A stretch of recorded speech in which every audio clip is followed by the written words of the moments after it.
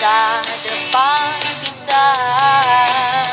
Dah jangan wabarakatuh. Nah, kita akan masuk ke materi titik stasioner dan menentukan jenisnya, cara menentukan jenisnya.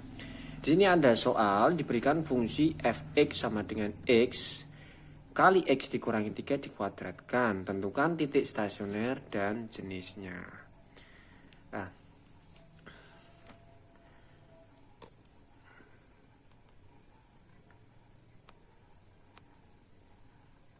kita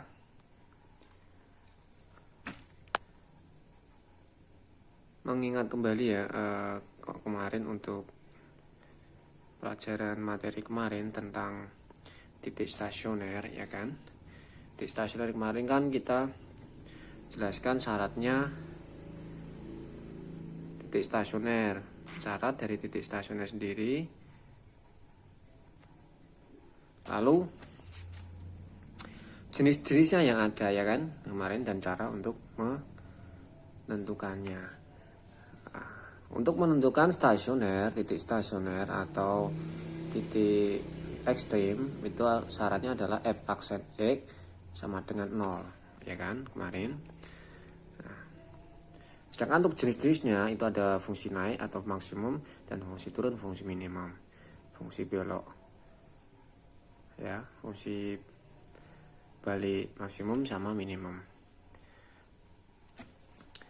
Sebelumnya kita harus menguraikan terlebih dahulu untuk x fungsi fx ini, yaitu x kali x dikurangi 3 kuadrat. Ini sebelum masuk ke trigonometri kita coba pelajari atau mengulang lagi untuk apa ini namanya, bentuk aljabar ini, fungsi aljabar untuk titik stasioner ya, bentuk aljabar. Nah, kita mengulangi terlebih dahulu.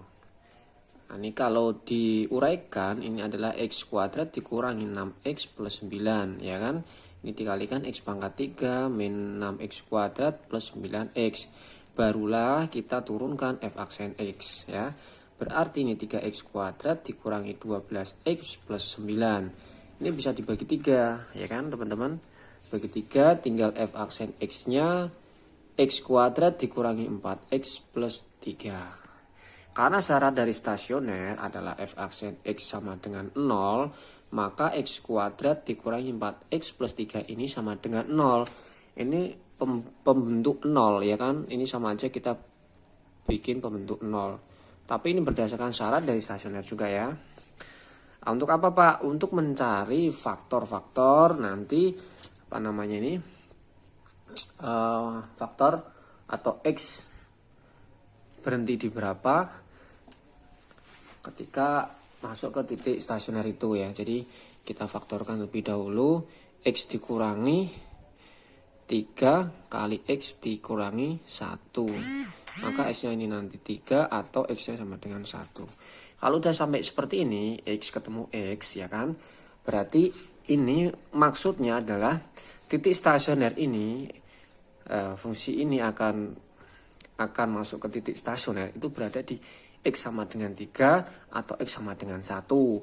Ini nanti kalau untuk mencari jenisnya kita harus masuk ke uji, ya. Kita masuk uji klinisnya, uji fungsinya. Dengan cara apa? Kita bikin apa namanya ini, selang kemonotonan, ya. Nah, ini kita bikin pakai garis bilangan, ya kan. X1 di sini, X3 di sini, ya kan. Barulah kita masuk ke fungsi apa yang dinamakan, ya, apa yang dinamakan atau apa syarat dari fungsi itu dikatakan naik dan fungsi itu dikatakan turun. Kita substitusikan terlebih dahulu x ini ke f aksennya, karena nanti syarat dari fungsi naik atau fungsi balik, ya. Nah, itu kan nanti f aksen x-nya harus lebih dari 0 atau kurang dari 0, ya kan. Maka kita harus uji x ini masuk ke f aksennya ini. Kita uji dulu. Ujinya berapa, Pak? Ujinya yang mudah kita substitusikan. Pertama kita ambil yang mendekati 1, jangan 1 yang disubstitusikan, karena ini adalah titik-titik x yang ketemu tadi, ya. Nah, kita substitusikan yang dekat sini aja, 0 atau setengah atau daerah yang sebelah kiri dari 1. Kita ambil aja 0. Jika X-nya itu 0, maka f aksen X-nya berapa hasilnya? X kuadrat min 4X plus 3. Jika X-nya 0, maka hasilnya 3. 3 berada di sini. 3 ini kan positif, bos, ya kan? Ini berarti positif nilainya. Positif berarti X yang berada di kiri di sini adalah bernilai positif. Nah, kalau positif berarti otomatis dia lebih dari 0 kan efeknya. Nah, maka ini fungsinya akan naik. Nah, gini, ya kan? Fungsinya akan naik. Ini ilustrasi saja, bos, ya, teman-teman. Nah, ini ilustrasi saja. Gambar ini naik, ini ilustrasi. Berarti ini plus, ini min, ini plus, otomatis. Bisa diuji coba ya. Misalkan kita uji coba untuk apa namanya? X-nya kita substitusikan antara 1 dan 3. Kita ambil 2, ya kan? Misal kita uji, ini tadi kita tulis uji ya, uji biar gampang untuk mengingatnya. F aksennya kita berikan 2, maka 2 disubstitusikan ke sini 4. 4 dikurangi berapa ini? Min 4 berarti min 8. 4 dikurangi 8 plus 3. Nah, ini sudah negatif 4 plus 3 berarti negatif 1. Nah, ya kan? Negatif ini. Di sini positif lagi. Ya, berarti kalau negatif fungsinya turun. Turun ke sini. Ke berapa ini? Ke 3, ya. Ini ke berapa? Ke 1. Dia akan naik lagi positif karena ini. Nah, naik, ya kan? Nah, berarti bisa disimpulkan bahwa fungsi ini dikatakan naik, ya kan? Fungsi ini dikatakan naik maksimum untuk X-nya sama dengan 1, ya kan?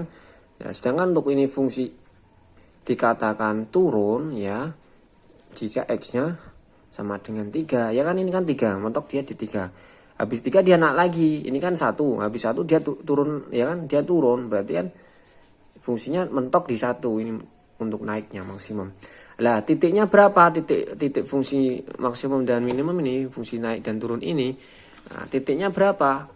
Karena kemarin kita sudah belajar untuk mencari titik koordinatnya. Ya, untuk koordinat itu kan A, FA. A itu dapat dari ini tadi, X sama dengan A, ya kan? 1 lah, tinggal kita cari yang FA-nya. FA-nya dari mana? X-nya ini disubstitusikan ke Fx. Fx awal tadi mana? Ini.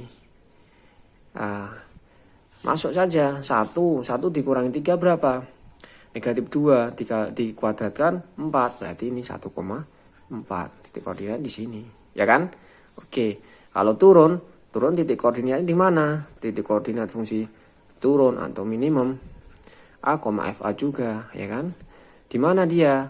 3, berapa FA-nya? FA-nya masuk sini. 3 kurangi 3, 0. 0 kuadrat ya 0. Berarti 0 di sini.